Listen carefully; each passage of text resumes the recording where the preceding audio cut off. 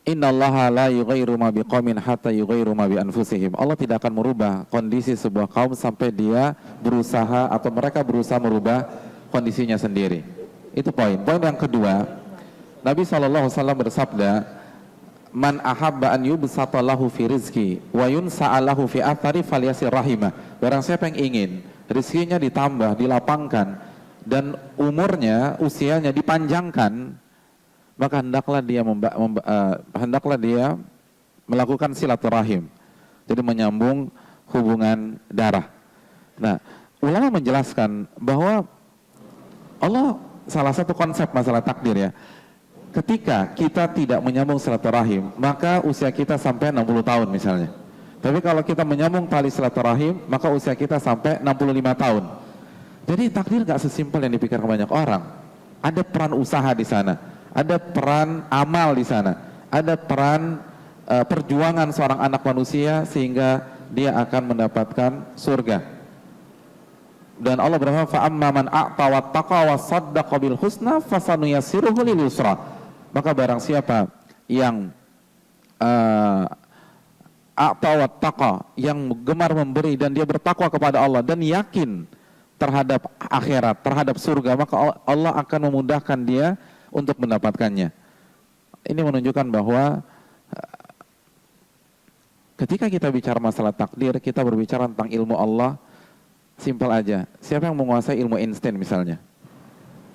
Saya rasa nggak ada. Itu manusia. Siapa yang bisa menguasai ilmunya Syafi'i, Imam Syafi'i rahimahullah? Saya rasa tidak ada. Siapa yang menguasai ilmunya Imam Ahmad? Itu manusia. Siapa menguasai ilmunya Stephen Hopkins misalnya? Saya rasa nggak ada. Kalau kita nggak bisa menguasai ilmu manusia yang lain, bagaimana dengan ilmu Allah Subhanahu Wa Taala? Dan takdir kaitannya dengan ilmu Allah. Tidak mungkin seluruh pintu itu terbuka. Tapi salah satu intinya adalah adanya peran amal ibadah kita untuk menuju surga Allah Subhanahu Wa Taala. Masya Allah. Dan Allah tidak mungkin menzalimi hambanya. Ya. Wa anna Allah laisa bidzallamin lil abid. Allah tidak akan pernah menzalimi hambanya sama sekali. Barang siapa yang berusaha, maka Allah akan berikan reward di akhirat berupa surga. Mungkin itu. Masya Allah. Mat, lanjut ke bawah ya. Masya Allah, Bang. Nggak pernah cukup memang. Yoi, lanjut ke bawah ya. Kita lanjut di bawah. Ya, Ustaz ya. Oke. Ada kesimpulan terakhir, Ustaz? Ya, Tapi yang jelas, yang tadi sudah nunjuk ke-15 itu, ditunggu nanti tanyanya. Jangan pulang dulu. Berarti jangan. Ya, kita makan-makan di bawah. Fadol, Ustaz. Ya, terima kasih jazakallahu khairan atas atensi dan perhatian dari jamaah sekalian dan rekan-rekan. Ingat bahwa ilmu kita terbatas, analisa kita terbatas, pengalaman kita terbatas, dan yang tidak terbatas itu ilmu Allah.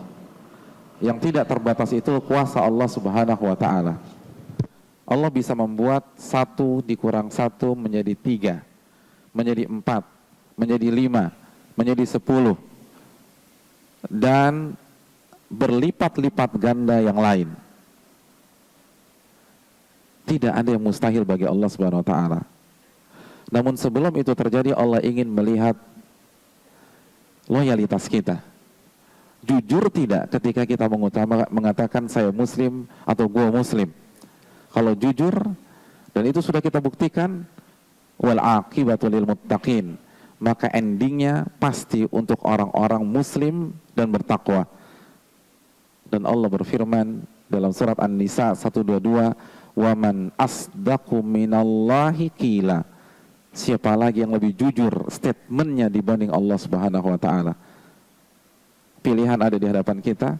Apakah kita mau menjadi orang jujur ketika kita mengucapkan saya Muslim dan akan mendapatkan ending yang baik, atau kita akan berbohong dan berbohong terus dan akhirnya terjebak dalam